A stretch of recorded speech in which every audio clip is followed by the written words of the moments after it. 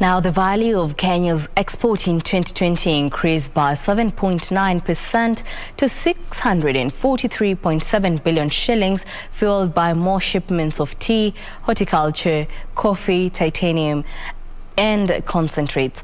Now, on the other hand, the value of total imports decreased on account of cheaper and lower volumes of petroleum products. The total volume of trade declined by 100 billion shillings last year to 2.3 trillion shillings in 2020 from 2.4 trillion shillings in 2019, following a higher decline in imports coupled with a moderate growth in exports. Exports earned Kenya 643.7 billion shillings in 2020, mainly on account of increases in the value of domestic exports of tea, horticulture, coffee, titanium, and concentrates. Year-on-year, tea production increased by 24.1% to 569.5 thousand tons, with Kenya exporting 576,000 tons worth 130 billion shillings that accounted for 23% of the total domestic export value in 2020. The export value of horticulture products increased by 10.6% to 136 billion shillings, accounting for 24% of the total domestic export earnings.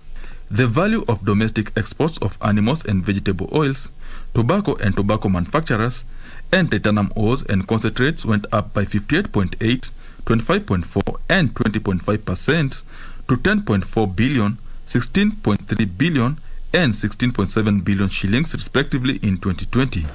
This improved performance resulted from a 7.9% increase in total exports to Kenyan shillings 643.7 billion, compared to with a 9% decline in the value of imports to Kenyan shilling 1.6 trillion in 2020.